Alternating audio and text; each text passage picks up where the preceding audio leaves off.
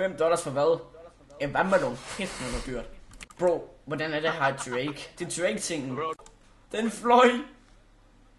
Bro, hvad har du grædet i den her tid? Hvad fuck laver du? Bro, tænk at godt den her. Lukas. I hørte ikke noget.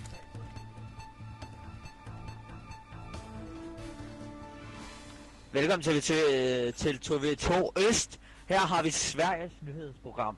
Og en vendemåret kødboller. Kødboller. Jeg var meget godt hoppende. Også den her. Jamen, det skal jeg ikke sådan noget. Det var da lige pakke. Jo, det er fine. Hvad er det der? Hvad er det? Det er landmine, bro. Det er landmine.